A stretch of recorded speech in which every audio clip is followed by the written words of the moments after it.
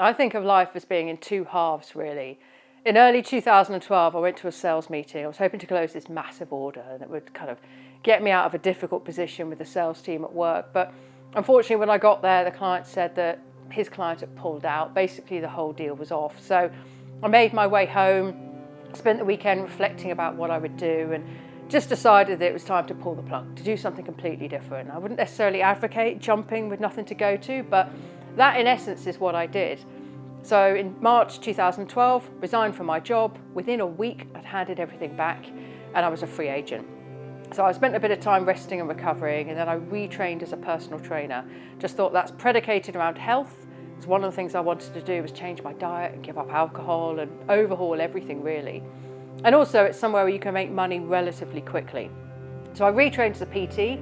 Could not believe that my job was to meet people in a park and hold pads for them to box into and all this kind of thing. Absolutely loved it. After a while, I became quite successful. I took on some other personal trainers who came to work with me as well, made a limited company. And those other trainers were busy as well. We were doing a really good job for our clients, training them on sort of basic fitness and a little bit of nutrition. And one afternoon we had a team meeting, me and 4 other trainers. And we were talking about how we were doing a great job, but all of us agreed that there was something a little bit off. You know, we didn't think we were delivering the very best service we could for our clients. And we reflected that this was probably because when a client comes in to see us in the park, because all our training was in parks, what they really needed to do is come into the park and take that rucksack of stuff off their backs. And I mean that both literally and figuratively. They needed to go for a walk and have a chat. They didn't need to do this sweaty, high intensity session. And we realised that we needed to look at things more holistically if we were going to really deliver a great service to our clients.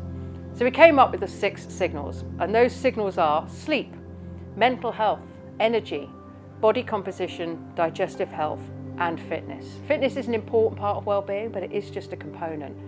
So we started to create coaching programs all around those 6 signals. And we did a lot of testing as well. We would test a client's saliva, stool, blood, DNA to get all this data about what they should be eating, how they should be training. And what we found actually, because I like to talk a lot about paradoxes in my work, the paradox of wellbeing and high performance, is that the more information we got about a client, the less enabled they actually were to make change. They were overwhelmed with the amount of information. So that was an interesting observation. So we had to kind of rethink what it was we were doing. What is it that really develops resilience? What is it that really gets people to make change? And there's certainly things that I've borrowed as I've moved into my professional speaking career. And around that time as well, I went back to see my first boss, a straight-talking northerner called Julian. And I told him what I was doing with these coaching packages and all this innovative testing. And he said, look, if you've got this important message to share about how to look after yourself, how to change, how to develop resilience, how to pace yourself through life, why are you trying to do it one at a time through coaching? Why not go back into corporates and start doing talks with people? I thought actually that was a good point. So around that time as well, we noticed that a local TEDx to me in Wandsworth in London was actually running an event in November of that year, and something about challenging the orthodoxy, ideas that challenge the orthodoxy. And I thought, well, that's interesting because I've got an idea. And my idea was why fitness is more important than weight. In other words, why we should focus on functional fitness and not the aesthetics of fitness. So I applied for that TEDx. It's really rigorous. They accepted me in the end, and I went through this, again, very rigorous rehearsal process. And in November 2016, I delivered that TEDx on stage to about 100 people in the audience.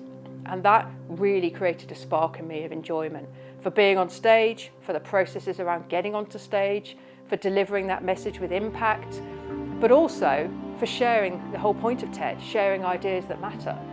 And I really enjoyed that. So that kick-started a career in professional speaking.